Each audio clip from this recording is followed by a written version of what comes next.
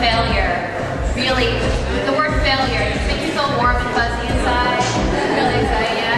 Who in here has failed or had a setback in their life before?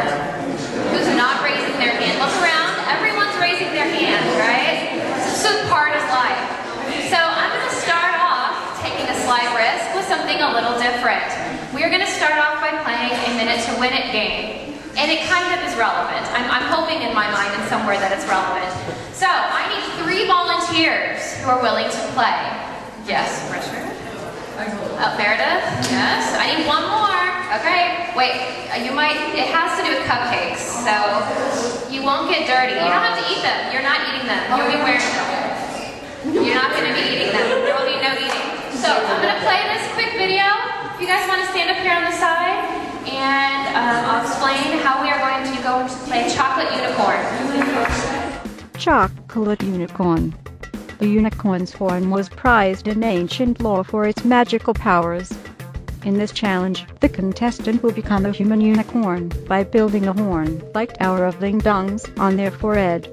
Using a single hand, the player must place them one by one to create a 7-snack cake stack.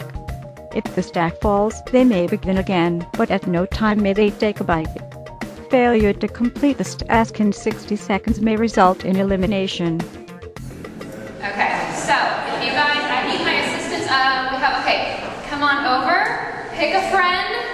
Here are our snack cakes. Okay, so they're not chocolate, they're zebra, but even better, right? So it won't, and I tried to make them cold. Someone snacked on these in the fridge, so that's kind of funny. I replaced it, so I tried to make it cold, so we'll see. Yep, okay. If you guys want to spread out, because we all need to watch this, so if you guys want to move, we have 1 person here, 1 person here, come on over. Or wait, over a little, we scoot this way. Okay. Veronica, so we can, because you're hiding behind the pole, and heaven forbid we don't witness this, so, okay. All right, so I'm going to actually play a countdown so you'll hear it. It's the official countdown for a minute to win it. You have 60 seconds. Does everyone understand? Your assistants do not pick up the cupcakes if they fall. You just hold the plate. 1 hand only. Ready? Go. Count down. The game begins in 3, 2, 1.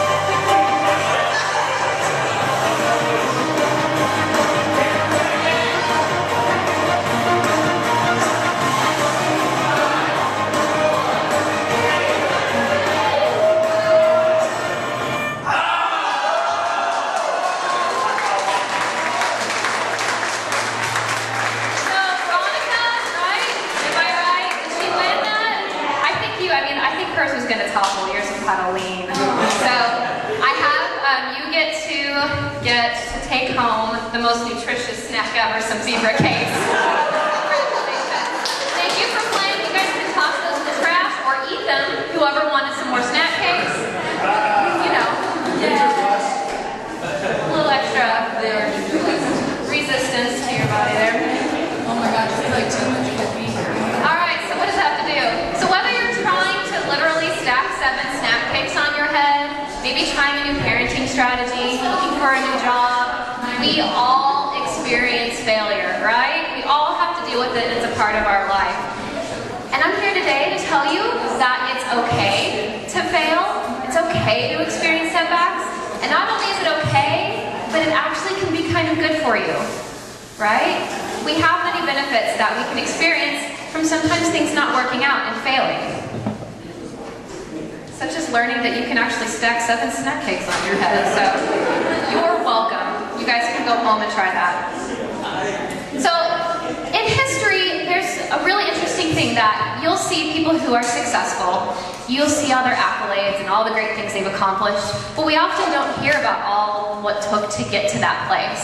And there are a lot of really famous people who experienced a lot of extreme failure early on before they tasted success.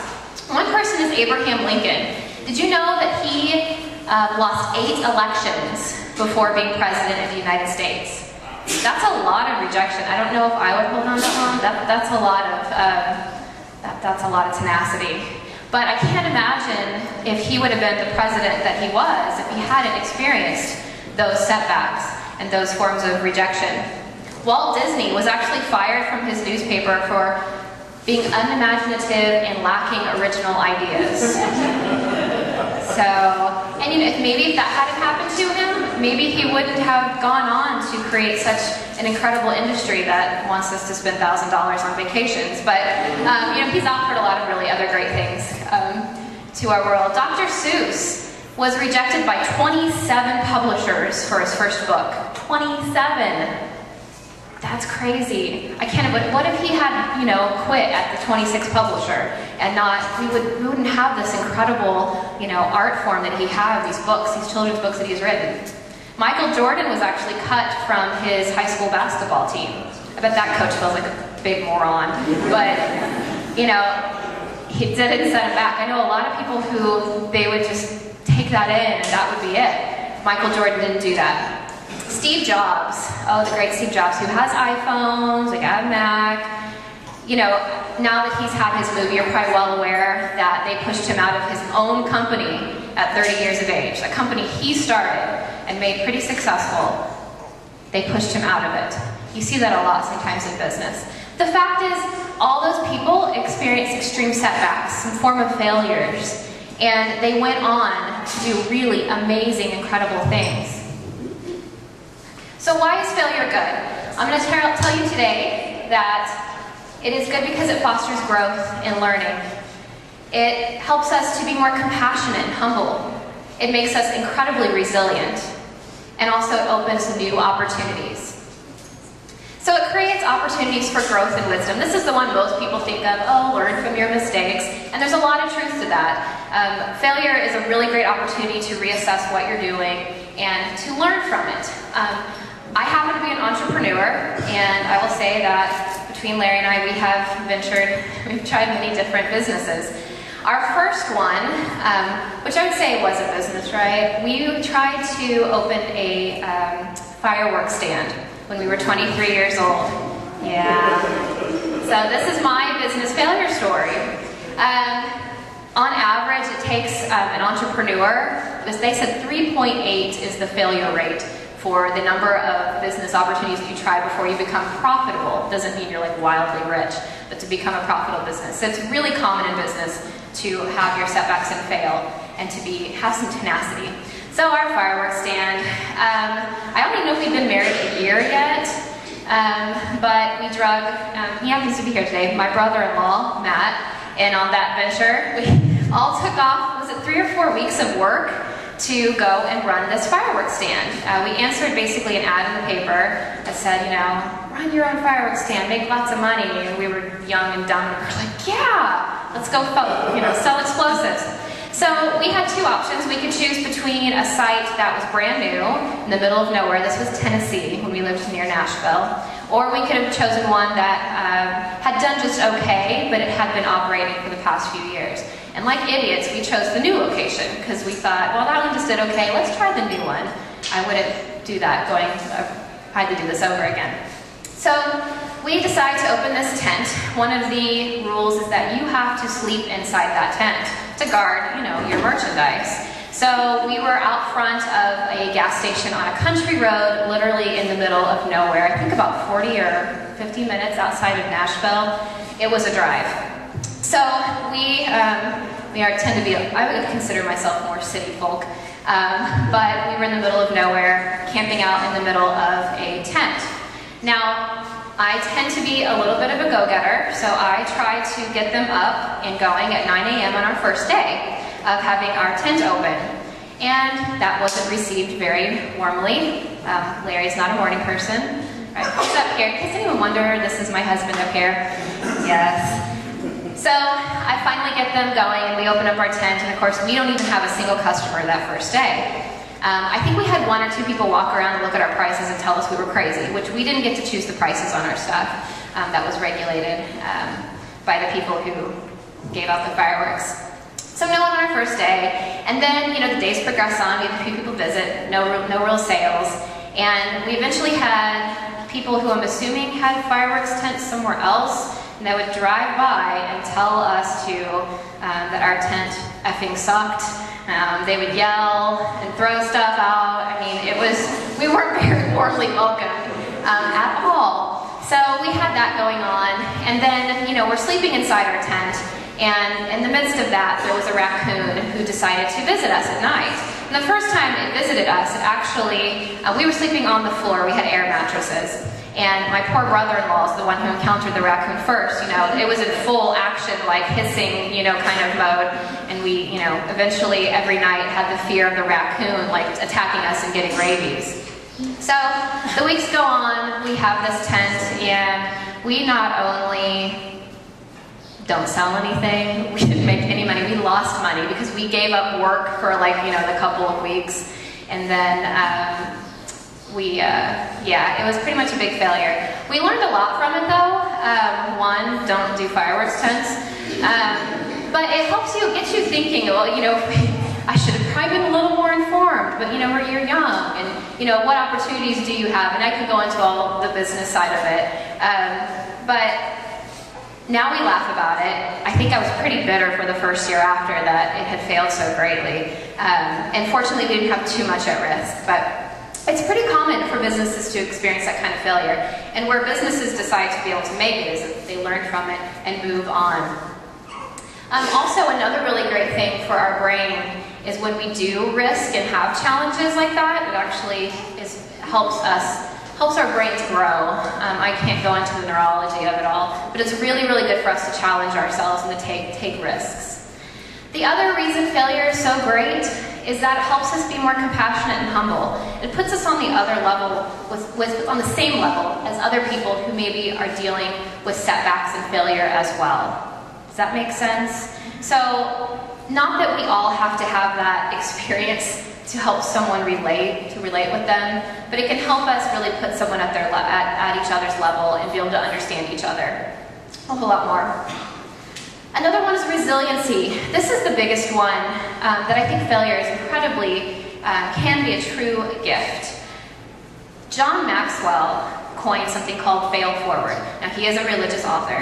He's one of the authors that I read a lot in college, and I still kind of have some respect for, and you still see some of his books float around the business world, not just in the religious community. But it has always stuck with me, because we have done other business ventures that have done okay, and we've given up on some because we just were miserable. But it was always an idea of just keep trying. You fail forward. So yeah, you make a mistake, but you keep moving forward, in a smart way, obviously using rational thinking and making better choices the next time. But this resiliency thing, I think, is really important. The self-esteem movement, which I would say I was kind of raised in, I think there are some people younger than us, there's still some residual of that. I don't know if you know, but now in social psychology, they kind of realized that the self-esteem movement did a little damage. So, and they did damage because, we've overpraised our children, or overpraised us to think that you can do it, the sky's the limit, which is true to an extent. I think we should all be smart about the risks that we take. I'm not saying you go out and do something crazy stupid and just embrace the failure. It's always towards things that you want to, goals that you're going for. But the self-esteem movement did things I would ascribe to say that they encourage participation awards. Anyone ever get that little ribbon and say, great, participating, but you lost? I mean, you did really bad. When I was a kid, I wanted nothing more than to be a gymnast. You can tell I'm not a gymnast. And I would practice so hard. I'd clear out all the furniture in the living room and practice my handstand, and I could do a back bend. And that was seriously just about it. So I have some strength abilities, but I'm not agile or anything like that. So I had created this floor routine, which was just a one mat. It wasn't like the real floor routines you see in the Olympics and such, where I was in grade school, I should say. This wasn't like high school. I did dancing instead in high school, which was a whole nother bad thing. But, so I practiced really hard, and I pretty much sucked, because it's not my natural skill set, and I did try really hard. But I got 6th place, and they gave me a ribbon with a 6 on it. Well, 6th place just happened to be last place. And I still have that stupid ribbon. And the fact is, yeah, I'm so glad they gave me a ribbon so I felt like everyone else. But don't we all see through that, you know, when you get your participation ribbon, or you get your last place ribbon, or wherever it is. I think there's a lot to be said to allowing our children to safely fail, to safely experience challenges, and to overcome them, because that's incredibly powerful to helping you deal with life in general. We've all said we all have failed or encountered setbacks at some point in time. Well, we can't learn to be resilient unless we sometimes experience those failures. And also, it's helped me tremendously to think back, you know, I've gotten through this before, you know, I can get through this next part. You know, it helps reassure that you're capable of doing what you're wanting to do. Another reason failure is great, last one, is that it creates opportunity. You've heard the silly saying, when one door closes, another door opens, but there's some truth to that as well. You know, if I hadn't, you know, I didn't plan on becoming a non-believer, and you know, I went to school to be a pastor, and you know, I could look at that and say that it was just one door closed, and you know, that's it and done. What a waste. I mean, I might slightly think my $20,000 college bill was slightly wasteful, but college was really fun, and there was no drinking or alcohol involved. Can you believe that? It was really fun.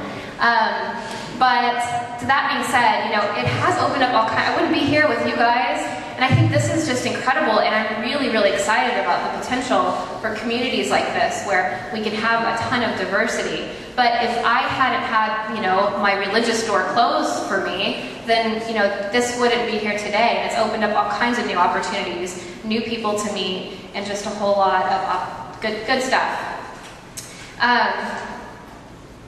There's no better way to narrow down what you will do in life by only doing things that you're good at.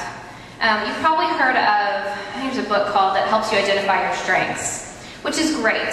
As a life coach, I encourage people to know what they're good at. It's really important.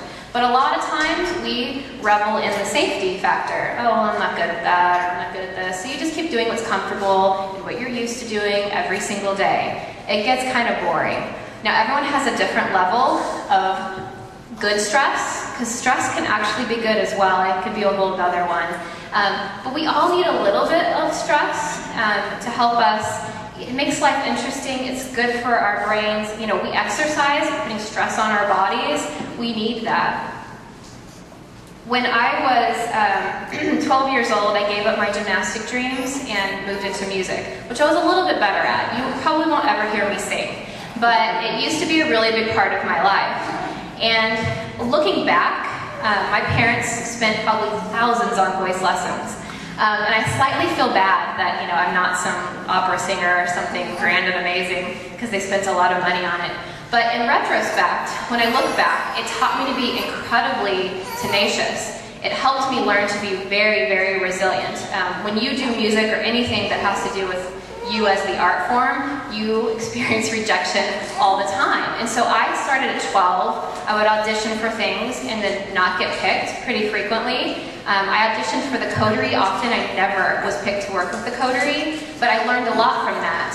And I today connect my ability to be an entrepreneur and to deal. I put myself out there in little, I would say I'm a calculated risk taker. And I attribute a lot of that to being raised to be a musician or to sing. And I think that was actually pretty powerful for me to learn as a child. So I hope to extend that to put my kids out there to find ways so that they can fail. But if you're not failing somewhat often, I'm not talking about catastrophic character failures. Yes, that happens too, and you can totally move past that as well.